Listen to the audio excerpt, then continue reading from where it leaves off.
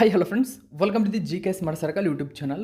ಈಗ ನಾವು ಮೇ 27 ಮತ್ತು 28 2025ನೇ ಸಾಲಿನ ಪ್ರಮುಖ ಪ್ರಚಲಿತ ಘಟನೆಗಳನ್ನು ಕುರಿತು ಚರ್ಚೆ ಮಾಡೋಣ. ನಿಮಗೆಲ್ಲ ಗೊತ್ತಿರಲಿ, ಪ್ರತಿದಿನ ನಾನು ಕನ್ನಡದ ಪ್ರಜಾವಾಣಿ ಸೇರಿದಂತೆ ಕನ್ನಡದ ಇತರ ಎಲ್ಲ ನ್ಯೂಸ್ ಪೇಪರ್ಗಳು, ಇಂಗ್ಲೀಷ್ನ ದಿ ಹಿಂದೂ ಮತ್ತು ಇಂಗ್ಲೀಷ್ನ ಇತರ ಎಲ್ಲ ನ್ಯೂಸ್ ಪೇಪರ್ಗಳ ಜೊತೆಗೆ ಕೇಂದ್ರ ಸರ್ಕಾರ ಪ್ರತಿದಿನ ಅಪ್ಡೇಟ್ ಮಾಡ್ತಕ್ಕಂಥ PIB ನ್ಯೂಸ್ ಪೇಪರ್ಗಳ ಪ್ರಮುಖ ಪ್ರಚಲಿತ ಘಟನೆಗಳನ್ನು ನಿಮ್ಮ ಮುಂದೆ ತರ್ತಾ ಇರ್ತೇನೆ. ಹಾಗಾದರೆ ಇವತ್ತಿನ ಕ್ವಶ್ಚನ್ ನಂಬರ್ 1 ಏನಿದೆ ಅಂತ ನೋಡೋಣ ಬನ್ನಿ. ಗಮನಿಸಿ, ಒಂದನೇ ಕ್ವಶನ್: ಕೊಂಕಣ ರೈಲ್ವೆಯನ್ನು ಭಾರತೀಯ ರೈಲ್ವೆಯೊಂದಿಗೆ ವಿಲೀನಗೊಳಿಸಲು ಮಹಾರಾಷ್ಟ್ರ ಸರ್ಕಾರವು ಅನುಮೋದನೆಯನ್ನು ನೀಡಿದೆ. ಹಾಗಾದರೆ ಈ ಕೆಳಗಿನವುಗಳಲ್ಲಿ ಯಾವುದು ಕೊಂಕಣ ರೈಲ್ವೆಯಿಂದ ಸಂಪರ್ಕ ಹೊಂದಿದ ರಾಜ್ಯವಲ್ಲ? ಗಮನಿಸಿ, ಕೊಂಕಣ ರೈಲ್ವೆಯಿಂದ ಸಂಪರ್ಕವನ್ನು ಹೊಂದೇ ಇಲ್ಲದಂಥ ರಾಜ್ಯ ಗುಜರಾತ್. ಗುಜರಾತ್ ಕೊಂಕಣ ರೈಲ್ವೆಗೆ ಸಂಬಂಧಪಟ್ಟಿಲ್ಲ. ಹಾಗಾದರೆ ಏನಿದು ನ್ಯೂಸ್? ಇಂಡಿಯನ್ ನ್ಯೂಸ್ ಪೇಪರಲ್ಲಿ ಇಂಡಿಯನ್ ಎಕ್ಸ್ಪ್ರೆಸ್ ಪೇಪರಲ್ಲಿ ಈ ಒಂದು ಮಾಹಿತಿಯನ್ನು ಕೊಟ್ಟಿದ್ರು, ಗಮನಿಸಬಹುದು. Konkan railways to merge with Indian railways. So ಇದರೊಂದಿಗೆ ಇಂಡಿಯನ್ ರೈಲ್ವೆಗೆ ಇದೀಗ ಕೊಂಕಣ ರೈಲ್ವೆ ಮರ್ಜ್ ಆಗ್ತಾ ಇದೆ. ಇದರ ಉದ್ದೇಶವೇನು? ಈ ಎಲ್ಲ ಡೀಟೇಲ್ಸನ್ನು ನಾವು ತಿಳ್ಕೊಳ್ಳೋಣ. ನೋಡಿ, ಕೊಂಕಣ ರೈಲ್ವೆ ಕಾರ್ಪೊರೇಷನ್ ಲಿಮಿಟೆಡ್ ಅಂದರೆ KRCL ಅನ್ನು ಭಾರತೀಯ ರೈಲ್ವೆಯೊಂದಿಗೆ ವಿಲೀನಗೊಳಿಸಲು ಮಹಾರಾಷ್ಟ್ರ ಸರ್ಕಾರವು ಅನುಮೋದನೆಯನ್ನು ನೀಡಿದೆ. ಹಾಗಾದರೆ ಗೋವಾ, ಕರ್ನಾಟಕ, ಕೇರಳ ರಾಜ್ಯಗಳು ಅನುಮೋದನೆ ನೀಡಿದ ನಂತರ ಇದು ಕೊಂಕಣ ರೈಲ್ವೆಯ ಸಂಪೂರ್ಣ ಏಕೀಕರಣಕ್ಕೆ ದಾರಿ ಮಾಡಿಕೊಟ್ಟಿದೆ. ಈ ವಿಲೀನದಿಂದಾಗಿ ಸಂಪರ್ಕ, ಪ್ರವಾಸೋದ್ಯಮ ಮತ್ತು ಸ್ಥಳೀಯ ಆರ್ಥಿಕತೆಯನ್ನು ಹೆಚ್ಚಿಸುವ ಗುರಿಯನ್ನು ಹೊಂದಿದೆ. ಕಾರ್ಯಾಚರಣೆಗಳು ಜನವರಿ 1998ರಲ್ಲಿ ಪ್ರಾರಂಭವಾದವು. ರೋಹಾ ಅಂದರೆ ಮಹಾರಾಷ್ಟ್ರವನ್ನು ಗೋವಾ ಮತ್ತು ಕರಾವಳಿ ಕೇರಳದ ಮೂಲಕ ಮಂಗಳೂರಿಗೆ ಅಂದರೆ ಕರ್ನಾಟಕಕ್ಕೆ ಸಂಬಂಧಪಟ್ಟಂತೆ ಸಂಪರ್ಕವನ್ನು ಇದು ಕಲ್ಪಿಸುತ್ತದೆ. ವಿಲೀನಕ್ಕೂ ಮುನ್ನ ಮಾಲೀಕತ್ವ ಇರತಕ್ಕಂಥವು ನೋಡಿ, ಭಾರತ ಸರ್ಕಾರ 51% ಮಾಲೀಕತ್ವವನ್ನು ಹೊಂದಿತ್ತು, ಮಹಾರಾಷ್ಟ್ರ 22%, ಕರ್ನಾಟಕ 15%, ಗೋವಾ ಮತ್ತು ಕೇರಳ ತಲಾ 6% ಪಾಲನ್ನು ಕೊಂಕಣ ರೈಲ್ವೆಯಲ್ಲಿ ಹೊಂದಿದ್ವು. ಸೊ ಇವೆಲ್ಲ ಮಾಹಿತಿ ನಿಮಗೆ ನೆನಪಿರಲಿ, ಇಂಪಾರ್ಟೆಂಟ್ ಆಗುತ್ತೆ. ಗುಜರಾತ್ ಯಾವುದಕ್ಕೂ ಸಂಬಂಧಪಟ್ಟಿಲ್ಲ. ಓಕೆ, ನೆಕ್ಸ್ಟ್ ಎರಡನೇ ಕ್ವಶನ್ ನೋಡೋಣ. ನೋಡಿ, ಕರ್ಮಯೋಗಿ ವೇದಿಕೆಯು 1 ಕೋಟಿ ನೋಂದಾಯಿತ ನಾಗರಿಕರ ಸೇವಕರ ಗಡಿ ದಾಟಿದೆ. ಹಾಗಾದರೆ ಈ ಕರ್ಮಯೋಗಿ ವೇದಿಕೆ ಅಥವಾ ನೋಡಿ ಕರ್ಮಯೋಗಿ ಇನಿಷಿಯೇಟಿವ್ ಅಂತ ಕರೀತಾರೆ, ಇದನ್ನು ಕೆಳಗಿನ ಯಾವ ವರ್ಷದಲ್ಲಿ ಪ್ರಾರಂಭಿಸಲಾಯಿತು? ಸೊ ಕರ್ಮವೇಗಿ ನೋಡಿ, ಕರ್ಮ ಯೋಗಿ ಮಿಷನ್ ಬಗ್ಗೆ ನಿಮಗೆ ಆಲ್ರೆಡಿ ಪ್ರತಿದಿನ ನ್ಯೂಸಲ್ಲಿ ಬರ್ತಾ ಇರುತ್ತೆ. ಇದರ ಬಗ್ಗೆ ಎಕ್ಸಾಮ್ಗೆ ತುಂಬಾ ಇಂಪಾರ್ಟೆಂಟಾಗಿ ಕ್ವಶನನ್ನು ಕೇಳ್ತಾ ಹೋಗ್ತಾರೆ. ಇದರ ಬಗ್ಗೆ ಡೀಟೇಲ್ಸನ್ನು ನಾವು ತಿಳ್ಕೊಳ್ಳೋಣ. ಆಪ್ಷನ್ ನಂಬರ್ 3ಯನ್ನು ಗಮನಿಸಿ. 2022ರಲ್ಲಿ IGOT ಕರ್ಮಯೋಗಿ ವೇದಿಕೆಯನ್ನು ಪ್ರಾರಂಭಿಸಲಾಯಿತು. ನೋಡಿ, IGOT ಅಂತ ಅಂದರೆ ಇಂಟಿಗ್ರೇಟೆಡ್ ಗವರ್ನಮೆಂಟ್ ಆನ್ಲೈನ್ ಟ್ರೈನಿಂಗ್ ಅಂತ ಕರೀತಾರೆ. So integrated government online training ಆಗಿದೆ. ಅಂದರೆ ಇದು ನಾಗರಿಕರ ಸೇವಕರ ಒಂದು ಅಂದರೆ ಅವರಿಗೆ ತರಬೇತಿಯನ್ನು ನೀಡಿ ನಾಗರಿಕತೆಗೆ ಉತ್ತೇಜನ ನೀಡುವ ಉದ್ದೇಶವನ್ನು ಈ ಮಿಷನ್ ಹೊಂದಿದೆ. ಆ ಕಾರಣಕ್ಕಾಗಿ ಇದು ನೆನಪಿರಲಿ ನಿಮಗೆ. ಗಮನಿಸಬಹುದು, IGOT Karmayogi platform crosses mark of 1 crore registered civil servants. ನೋಡಿ, ಸಿವಿಲ್ ಸರ್ವೆಂಟ್ಸ್ ಹೆಚ್ಚಿನ ಡೀಟೇಲ್ಸ್ ಏನಿದೆ ನ್ಯೂಸ್ ಪೇಪರಲ್ಲಿ ಅಂತ ನೋಡೋಣ. IGOT ಅಂದರೆ ಮಿಷನ್ ಕರ್ಮಯೋಗಿ ಸಮಗ್ರ ಸರ್ಕಾರಿ ಆನ್ಲೈನ್ ತರಬೇತಿ ಅಂತ ಕರೀತಾರೆ. ಈ ಕರ್ಮಯೋಗಿ ವೇದಿಕೆಯು 1 ಕೋಟಿ ನೋಂದಾಯಿತ ನಾಗರಿಕರ ಸೇವಕರ ಗಡಿ ದಾಟಿವೆ. ಮೇ 21, 2025ರಂದು ಸಿಬ್ಬಂದಿ ಸಚಿವಾಲಯವು IGOT ಕರ್ಮಯೋಗಿ ನೋಂದಣಿಗಳನ್ನು 1 ಕೋಟಿ ಮೀರಿದೆ ಎಂದು ಘೋಷಣೆ ಮಾಡಿದೆ. ಇದು ಜನವರಿ 2023ರಲ್ಲಿ ಕೇವಲ 3 ಲಕ್ಷ ಬಳಕೆದಾರರಿದ್ದರು. ಕೇವಲ 2 ವರ್ಷದಲ್ಲಿ ಅದು 30 ಪಟ್ಟು ಬೆಳವಣಿಗೆಯನ್ನು ದಾಖಲಿಸಿದೆ. ಗಮನಿಸಬೇಕು. ಇದರ ಹಿನ್ನೆಲೆ ನೋಡೋಣ. IGOT ಕರ್ಮಯೋಗಿ ಮಿಷನ್ನನ್ನು ರಾಷ್ಟ್ರೀಯ ನಾಗರಿಕರ ಸೇವೆಗಳ ಸಾಮರ್ಥ್ಯ ವೃದ್ಧಿ ಕಾರ್ಯಕ್ರಮದ ಅಡಿಯಲ್ಲಿ ಪ್ರಾರಂಭಿಸಲಾಗಿದೆ. ಇದು ಸಮರ್ಥ, ವೃತ್ತಿಪರ, ಭವಿಷ್ಯಕ್ಕೆ ಸಿದ್ಧವಾಗಿರುವ ನಾಗರಿಕರ ಸೇವೆಯನ್ನು ನಿರ್ಮಿಸುವ ಗುರಿಯನ್ನು ಹೊಂದಿದೆ. ಸೊ ಇದರ ಗುರಿ ಏನು ಅಂತ ಗೊತ್ತಾಯಿತು ನಿಮಗೆ. ಇದನ್ನು ಸೆಪ್ಟೆಂಬರ್ 2, 2020ರಂದು ಅಧಿಕೃತವಾಗಿ ಪ್ರಾರಂಭವಾದ ಮಿಷನ್ ಕರ್ಮಯೋಗಿ ಭಾರತ ಸರ್ಕಾರದ ಮಹತ್ವಾಕಾಂಕ್ಷೆಯ ಮತ್ತು ಪರಿವರ್ತನಾಶೀಲ ಉಪಕ್ರಮವಾಗಿದೆ. ಮಿಷನ್ ಕರ್ಮಯೋಗಿಯು ಇದರ ಪ್ರಮುಖ ಅಂಶ ಏನಂದರೆ 2022ರಲ್ಲಿ ಪ್ರಾರಂಭಿಸಲಾದ IGOT ಕರ್ಮಯೋಗಿ ವೇದಿಕೆ. ನೋಡಿ, 2022ರಲ್ಲಿ ನಾವು IGOT ಅಂದರೆ ಸಮಗ್ರ ಸರ್ಕಾರಿ ಆನ್ಲೈನ್ ತರಬೇತಿ ಕರ್ಮಯೋಗಿ ಮಿಷನನ್ನು ಪ್ರಾರಂಭಿಸಲಾಗಿದೆ. ಸೊ ಇದೊಂದು ಪ್ಲಾಟ್ಫಾರ್ಮ್ ಆಗಿದೆ. ಬಳಕೆದಾರರ ಸಂಖ್ಯೆಯ ಪ್ರಕಾರ ಟಾಪ್ 5 ರಾಜ್ಯಗಳು.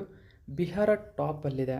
ಗಮನಿಸಬಹುದು, ಮಿಷನ್ ಕರ್ಮಯೋಗಿ IGOT ಯೋಜನೆ ಏನಿದೆ ಇದರಲ್ಲಿ ಟಾಪ್ ರಾಜ್ಯ ಅಂತಂದರೆ ಅದು ಬಿಹಾರ, ನಂತರ ಆಂಧ್ರ ಪ್ರದೇಶ, ಮಧ್ಯಪ್ರದೇಶ, ರಾಜಸ್ಥಾನ, ಉತ್ತರ ಪ್ರದೇಶ, ಇವು ಟಾಪ್ 5 ರಾಜ್ಯಗಳು.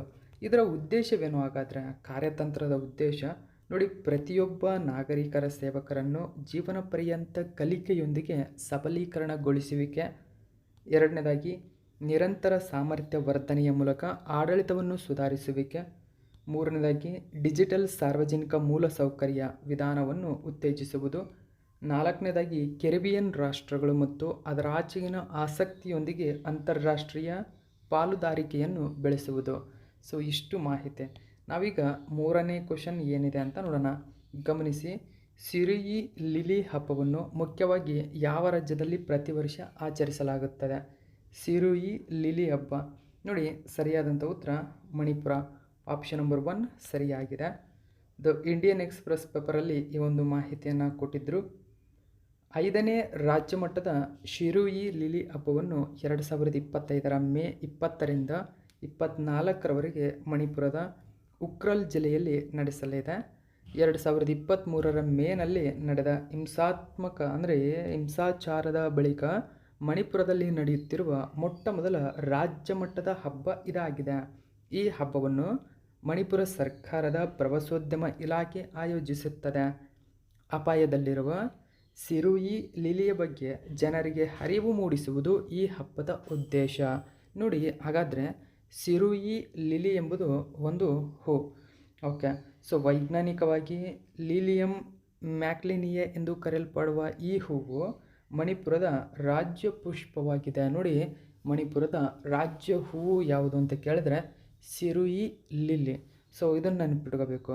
ಇದು ಕೇವಲ ಉಕ್ರಲ್ ಜಿಲ್ಲೆಯ ಸಿರುಯಿ ಗ್ರಾಮದಲ್ಲಿರುವ ಸಿರುಯಿ ಕಸುಂಗ್ ಶಿಖರದಲ್ಲಿ ಮಾತ್ರ ಅರಳುತ್ತದೆ. ಆ ಕಾರಣಕ್ಕಾಗಿ ಸುದ್ದಿಯಲ್ಲಿರ್ತಕ್ಕಂಥದ್ದು. ನೆಕ್ಸ್ಟ್ 4ನೇ ಕ್ವಶನ್ ನೋಡೋಣ. ನೋಡಿ, ಇತ್ತೀಚೆಗೆ ಬಿಡುಗಡೆಯಾದ ಗ್ಲೋಬಲ್ ಫಾರೆಸ್ಟ್ ವಾಚ್ ವರದಿಯ ಪ್ರಕಾರ 2025ರಲ್ಲಿ ಜಾಗತಿಕ ಉಷ್ಣವಲಯದ ಅರಣ್ಯ ನಷ್ಟಕ್ಕೆ ಯಾವ ದೇಶವು ಹೆಚ್ಚಿನ ಕೊಡುಗೆಯನ್ನು ನೀಡಿದೆ? ನೋಡಿ, ಸರಿಯಾದಂಥ ಉತ್ತರ ಆಪ್ಷನ್ ನಂಬರ್ 2 ಬ್ರೆಜಿಲ್. ಬ್ರೆಜಿಲ್ ದೇಶ ಅತಿ ಹೆಚ್ಚು ಉಷ್ಣವಲಯದ ಅರಣ್ಯ ನಷ್ಟಕ್ಕೆ ಕೊಡುಗೆಯನ್ನು ನೀಡಿರ್ತಕ್ಕಂಥದ್ದು. ಇತ್ತೀಚೆಗೆ ಗ್ಲೋಬಲ್ ಫಾರೆಸ್ಟ್ ವಾಚ್ ವರದಿ ಬಿಡುಗಡೆಯಾಗಿದೆ. ಈ ಪ್ರಕಾರ ಬ್ರೆಜಿಲ್ ಅಗ್ರಸ್ಥಾನದಲ್ಲಿದೆ. ಹೆಚ್ಚಿನ ಡೀಟೇಲ್ಸ್ ನೋಡೋಣ. ಇದರೊಂದಿಗೆ India loss 18,200 acres of primary forest in 2024. So global forest watch ತನ್ನ ವರದಿಯಲ್ಲಿ ಈ ಮಾಹಿತಿಯನ್ನು ಬಿಡುಗಡೆ ಮಾಡಿದೆ. ಹೆಚ್ಚಿನ ಡೀಟೇಲ್ಸನ್ನು ನಾವು ನೋಡೋಣ. ಇದು ಮೋಸ್ಟ್ ಇಂಪಾರ್ಟೆಂಟ್ ಆಗಿರ್ತಕ್ಕಂಥ ಒಂದು ವರದಿ. ನೋಡಿ, ಗ್ಲೋಬಲ್ ಫಾರೆಸ್ಟ್ ವಾಚ್ ತನ್ನ ಹೊಸ ದತ್ತಾಂಶದ ಪ್ರಕಾರ ಭಾರತವು 2023ರಲ್ಲಿ 17,700 ಹೆಕ್ಟರ್ಗಳಿಗೆ ಹೋಲಿಸಿದರೆ 2024ರಲ್ಲಿ 18,200 ಹೆಕ್ಟರ್ ಪ್ರಾಥಮಿಕ ಅರಣ್ಯವನ್ನು ಕಳೆದುಕೊಂಡಿದೆ ಎಂಬ ಮಾಹಿತಿಯನ್ನು ತಿಳಿಸಿದೆ. ನೋಡಿ, 18,200 ಹೆಕ್ಟರ್. ಓಕೆ, ಹೆಕ್ಟರ್ ಇದು ನೆನ್ಪಿಟ್ಕೋಬೇಕು. ಪ್ರಾಥಮಿಕ ಅರಣ್ಯ ನಾಶವಾಗಿದೆ. ಓಕೆ, ಸೊ ಹಾಗಾದರೆ ಏನು ಜಾಗತಿಕ ಸಂಶೋಧನೆಯನ್ನು ಬಿಡುಗಡೆ ಮಾಡಿದೆ? ಸೊ ಭಾರತದ ಸಂಶೋಧನೆ ಎಕ್ಸಾಮ್ನ ದೃಷ್ಟಿಯಿಂದಾಗಿ ನಿಮಗೆ ಇಂಪಾರ್ಟೆಂಟ್ ಆಗುತ್ತೆ. ಜಾಗತಿಕ ಸಂಶೋಧನೆ ನೋಡೋಣ. ಗಮನಿಸಿ, ಉಷ್ಣವಲಯದ ಪ್ರಾಥಮಿಕ ಅರಣ್ಯ ನಷ್ಟ ಜಾಗತಿಕವಾಗಿ 6.7 ಮಿಲಿಯನ್ ಹೆಕ್ಟರ್ ನಷ್ಟವಾಗಿದ್ದು 2023ರ ಅಂಕಿಅಂಶಗಳಿಗಿಂತ ಸುಮಾರು 2 ಪಟ್ಟು ಹೆಚ್ಚಾಗಿದೆ. ನೋಡಿ, 2023ಕ್ಕೆ ಹೋಲಿಸಿದರೆ 2024ರಲ್ಲಿ ಉಷ್ಣವಲಯದ ಪ್ರಾಥಮಿಕ ಅರಣ್ಯ ನಷ್ಟ ಹೆಚ್ಚಾಗಿದೆ. ಸೊ ಹೆಚ್ಚಳವನ್ನು ಸೂಚಿಸಿದೆ, ಇದು ನೆನಪಿರಬೇಕು. ಇನ್ನು ನೋಡಿ, ಜಾಗತಿಕವಾಗಿ ಉಷ್ಣವಲಯದ ಕಾಡುಗಳ ನಷ್ಟದಲ್ಲಿ 42% ಪಾಲನ್ನು ಹೊಂದುವ ಮೂಲಕ ಬ್ರೆಜಿಲ್ ಜಾಗತಿಕವಾಗಿ ಅತಿ ಹೆಚ್ಚು ಉಷ್ಣವಲಯದಲ್ಲಿ ಅರಣ್ಯ ನಷ್ಟಕ್ಕೆ ಗುರಿಯಾಗಿದೆ.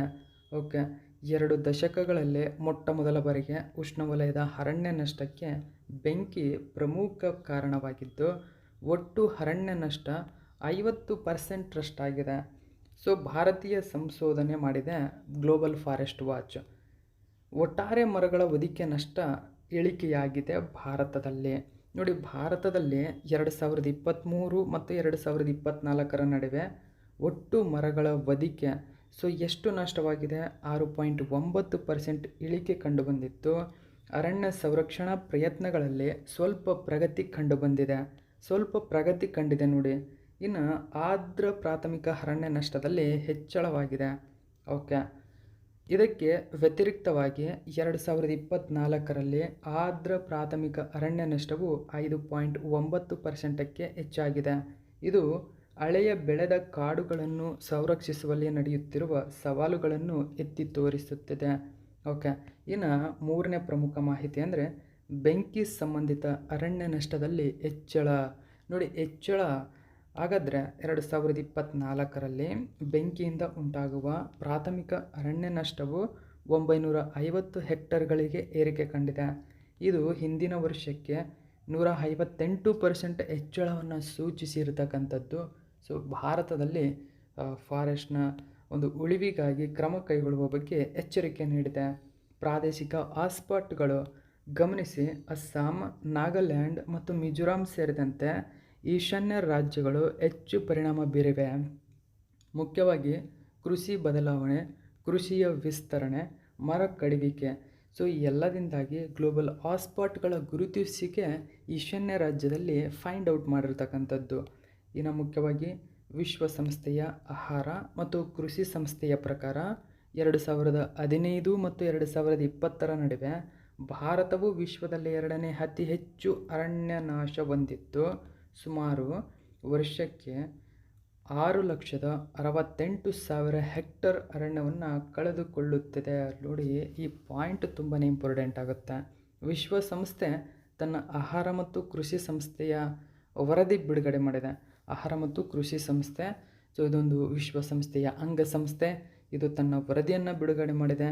ಈ ವರದಿಯ ಪ್ರಕಾರ ನೋಡಿ, 2ನೇ ಅತಿ ಹೆಚ್ಚು ಅರಣ್ಯ ನಾಶ ಹೊಂದಿರತಕ್ಕಂಥದ್ದು ಭಾರತ ಎಂಬುದನ್ನು ಗಮನಿಸಬೇಕು.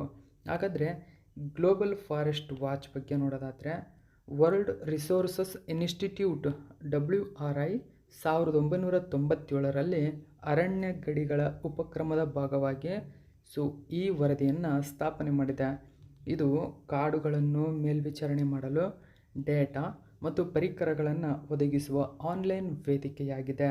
ಓಕೆ, ಸೊ ಇದು 4ನೇ ಕ್ವೆಶ್ಚನ್ನ ಸಂಪೂರ್ಣ ಮಾಹಿತಿ. ಇನ್ನು ನಾವು 5ನೇ ಕ್ವೆಶ್ಚನ್ ನೋಡೋಣ. ಓಕೆ, ಪರಿಸರ, ಅರಣ್ಯ ಮತ್ತು ಹವಾಮಾನ ಬದಲಾವಣೆ ಸಚಿವಾಲಯವು 2025ರ ವಿಶ್ವ ಪರಿಸರ ದಿನಾಚರಣೆಗಾಗಿ ಕೆಳಗಿನ ಯಾವ ಹೆಸರಿನ ಅಭಿಯಾನವನ್ನು ಪ್ರಾರಂಭಿಸಿದೆ? ಸರಿಯಾದಂಥ ಉತ್ತರ ಆಪ್ಷನ್ ನಂಬರ್ 4 ಸರಿಯಾಗಿದೆ.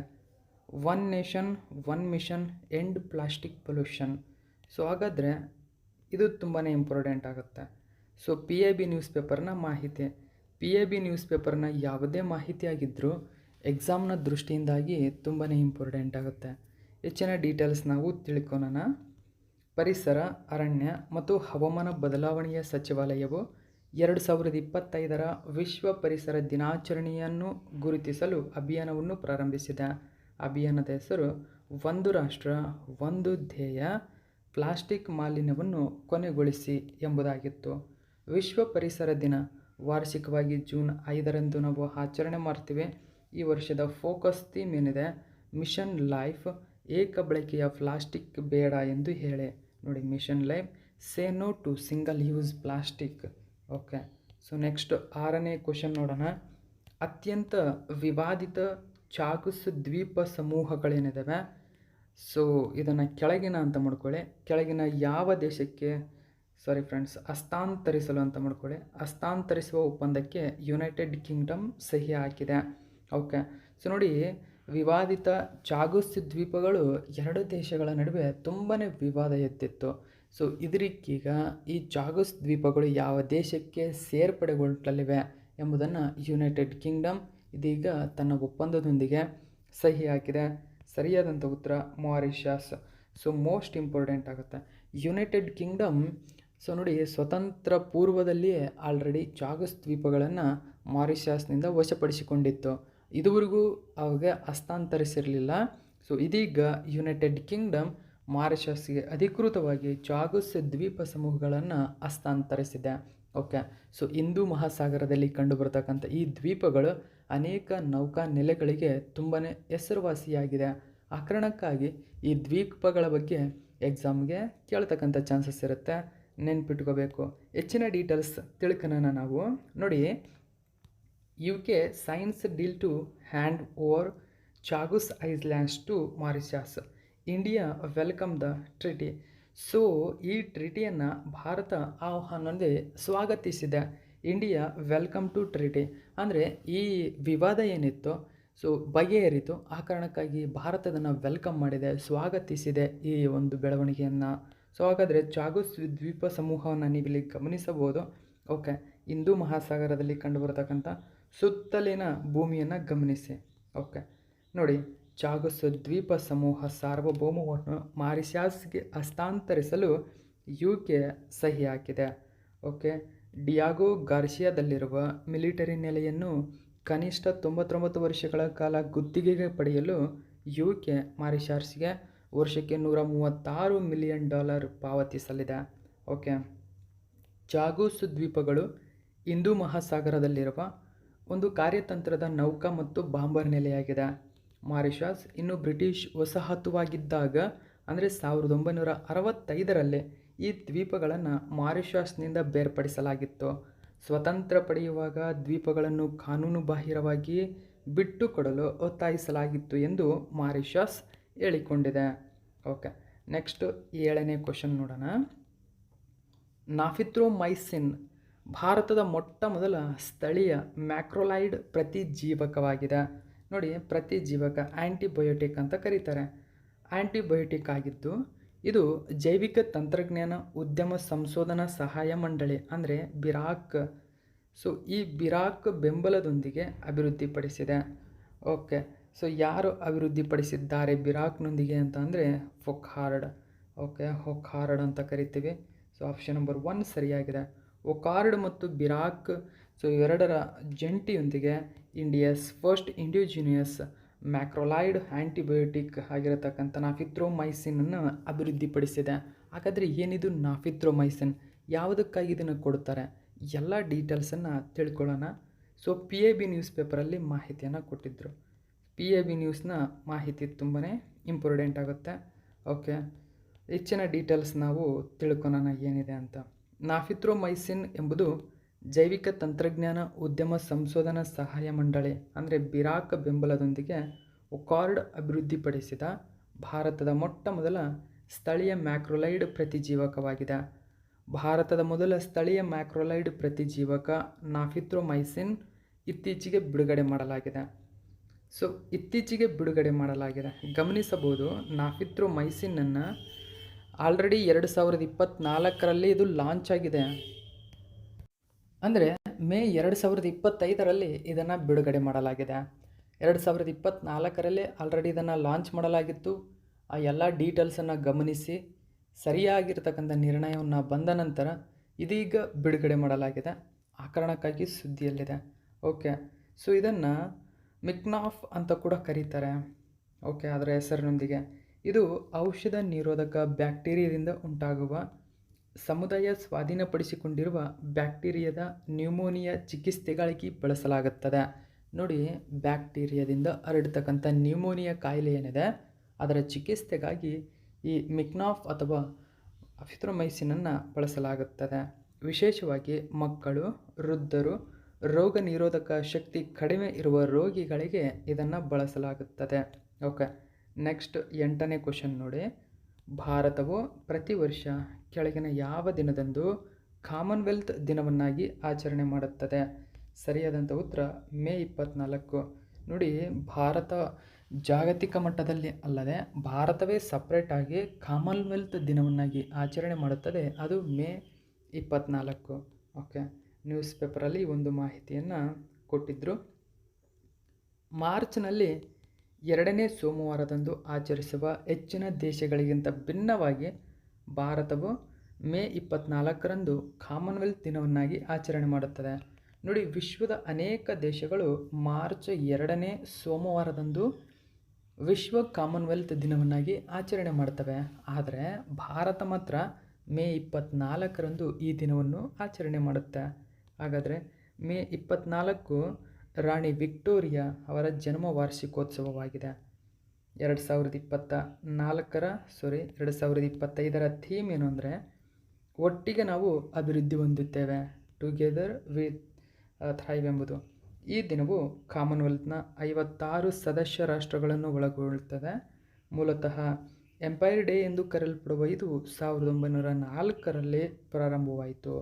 ಓಕೆ, ಸೊ ಇದು ಇವತ್ತಿನ ಪ್ರಮುಖ ಪ್ರಚಲಿತ ಘಟನೆ. ಇದೇ ತರಹದ ಮಾಹಿತಿಯೊಂದಿಗೆ ಮತ್ತೆ ನಿಮ್ಮನ್ನು ಭೇಟಿಯಾಗ್ತೀನಿ. Thank you so much for watching my video friends.